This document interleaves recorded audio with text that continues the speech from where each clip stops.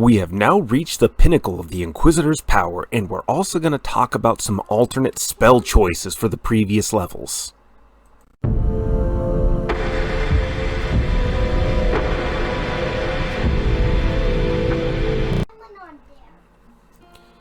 Hello everyone, and welcome back down here to the Gamer's Den with me, your host, Jordan, your Master of Lore and Storyteller Extraordinaire. Joining me today is my most adorable co-host, Nora, Journeyman Storyteller and Initiate to the 7th Circle of Lore, and she has brought her familiar with her, the small hamster Rika. But today we are going to be talking about 1st edition Pathfinder Inquisitor, going over their 6th level spells, and also we're going to talk about some alternate spells at each of the previous levels, because, well, I tried to talk about some of the more unique or interesting options that they had available, but there are some classic standbys that are available to several other classes that you should still consider having on your list. But before we get into all of that, if you're new here to the channel, go on down there, hit the subscribe button, and become a regular member here at the Gamer's Den.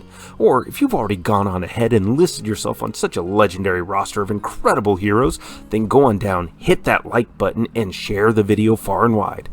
But now let's talk about your 6th level spell selection. And to start us off, we actually have a classic one that no divine spellcaster should be without, and that's Heal. A target touched will heal 10 hit points per level at a max of 150 hit points, and remove ability damage, blinded, confused, dazed, dazzled, deafened, diseased, exhausted, fatigued, feeble-minded, insanity, nauseated, poisoned, sickened, and stunned. This is probably one of the only healing spells that you should actually really consider having or using any of your spell slots for. It just does a lot for you. Then we also have Inspiring Recovery. Select one creature within 100 feet plus 10 feet per level that has been dead for less than one round. That creature is healed 1d8 hit points every 2 levels as long as its negative hit points isn't greater than its constitution score. Allies within 60 feet of the revived creature gain a +2 morale bonus to attack, damage, saving throws for 1 minute. Absolutely a great boost. And again, healing and resurrection and all of that, not really always the best to throw out there in the middle of a fight, but the fact that this does so with bonuses for allies, several allies within a 60-foot radius, is huge. Definitely a great one for you to have in your repertoire. Then, going on from there, we have Blade Barrier. You select a point within 100 feet plus 10 feet per level to conjure a wall of whirling blades 20 feet long per level, or a ringed wall of blades with a radius of up to 5 feet every 2 levels. Either way, the shape will be 20 feet high and made of blades of pure force, forming an immovable wall of whirling death. Creatures trying to move through the wall will take 1d6 points of damage per caster level to a max of 15d6, with a reflex save for half. This wall will also provide cover, giving a +4 bonus to AC and a +2 bonus to reflex saves, and will last for 1 round per level.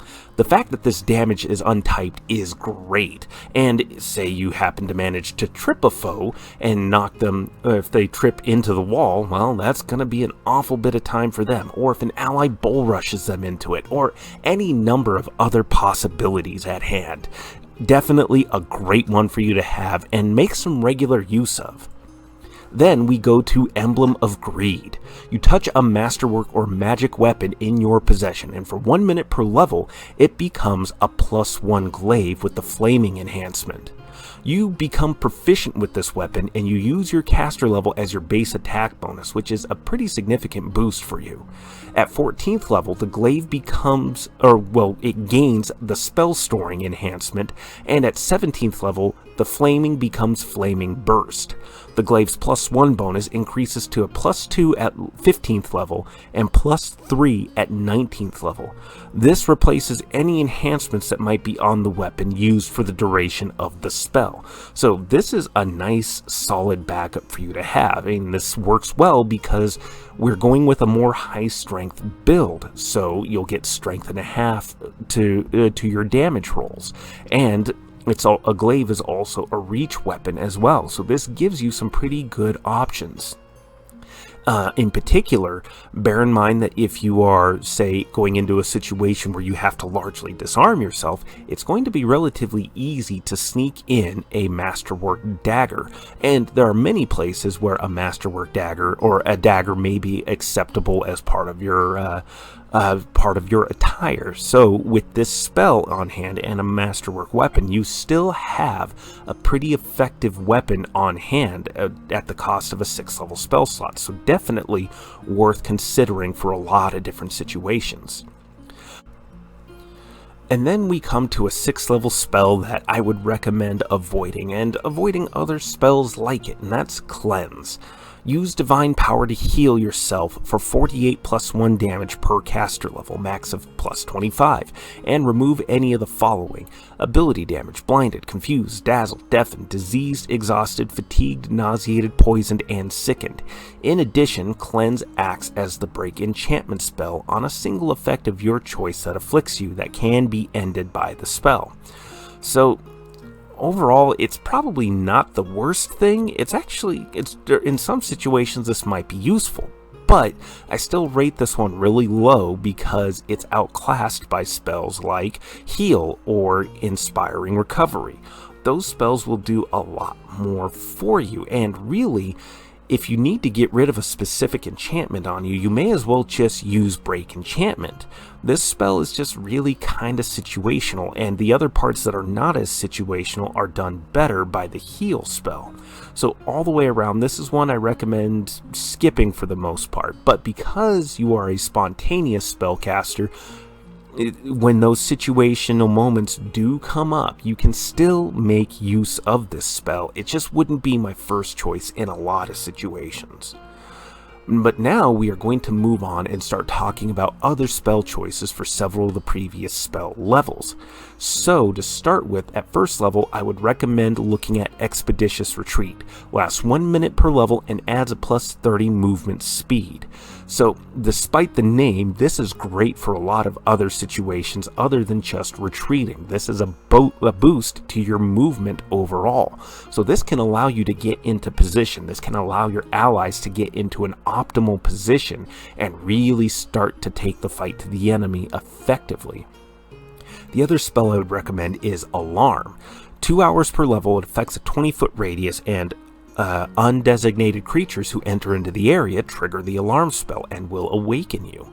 And this is a great way for you to set a watch that otherwise may not be able to be set until much later levels. This can be incredibly useful to you. Then at second level, I recommend you pick up Invisibility. Lasts 1 minute per level, and you render the target invisible until they attack. So this gives good, big bonuses to stealth overall. If they're moving, it's a plus 20 bonus. If they're holding still, it's an incredible plus 40. This spell just comes up a lot in other guides, so I figure longtime viewers or more experienced players already understand that this is a good spell, but this can be good for you to have just as a backup, something else in your list for any situations that may be arising. We also have Calm Emotions. You concentrate, and for 1 round a level, you cause a will save to negate or calm intense emotions. So this can include things like a Barbarian's Rage or the Confusion spell. This is a great debuff or a way of buffing your allies, saving them from certain effects. Just bear in mind that once the spell ends, if those spell effects would still be going, they resume. But this can still have a great effect for battlefield control. At third level, Dimensional Anchor. A ranged touch attack, and for 1 minute per level, you bar extra dimensional travel for a single target. So those pesky wizards, any demons, any angels, any creatures that are able to teleport, you will block that for them. Definitely great for making sure an opponent that would otherwise escape stays locked in place. And we also have Heroism, which was brought up by Captain Crank. You touch a target to give a +2 morale bonus on attack rolls, saves, skill checks, and it lasts an incredible 10 minutes per level. So even though it's only a +2 bonus, it's a morale bonus, so it stacks with a lot of things and will last for a long time, probably through several combat encounters. For 4th level, we have greater invisibility. It works as invisibility, but attacking no longer ends the invisibility effect. So this is a great buff, especially for your rogues, your rangers, any ranged attackers, or people who depend on stealth and flat-footed bonuses to deal a lot of damage. Then we also have Restoration, which restores temporary level drain or removes one permanent level drain. It also removes ability damage from a single ability score, fatigue, and exhaustion. So this is a great way of removing debuffs from your allies and making them more effective overall. Then at 5th level, True Seeing. It's another classic. It's a great spell for you to have. Allows you to see through illusions, visual distortions, etc. Invisibility spells. So this is a great way of negating a lot of advantages enemies may have. A lot of their battlefield control, any defensive buffs. All of these things now melt away before you.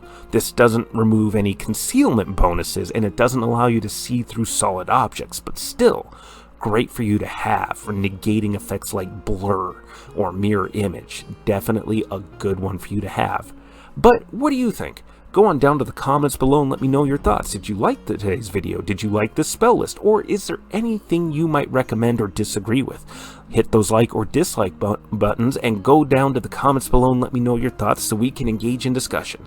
But with all that said, I've been your host, Jordan, your Master of Lore and Storyteller Extraordinaire. Thank you all so very much for your time, and you all have yourselves a good night.